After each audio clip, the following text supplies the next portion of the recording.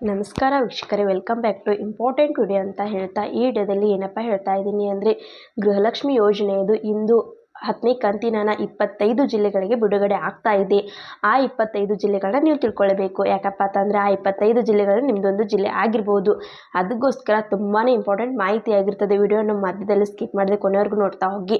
ಹಾಗೆ ಇನ್ನೂ ನಮ್ಮ ಚಾನಲ್ನ ಯಾರು ಸಬ್ಸ್ಕ್ರೈಬ್ ಮಾಡಿಕೊಂಡಿಲ್ಲ, ಸಬ್ಸ್ಕ್ರೈಬ್ ಮಾಡಿಕೊಳ್ಳಿ. ಹಾಗೆ ಒಂದು ಲೈಕನ್ನು ಕೊಟ್ಬಿಟ್ಟು ವಿಡಿಯೋಕ್ಕೆ ಸ್ಟಾರ್ಟ್ ಮಾಡಿ. ಇವಾಗ ಡೈರೆಕ್ಟಾಗಿ ಪಾಯಿಂಟ್ಗೆ ಬಂದುಬಿಡುತ್ತೇನೆ. 25 ಜಿಲ್ಲೆಗಳನ್ನ ತಿಳಿಸ್ಕೊಡ್ತಾ ಹೋಗ್ತೇನೆ, ಕರೆಕ್ಟಾಗಿ ನೋಡ್ತಾ ಹೋಗಿ.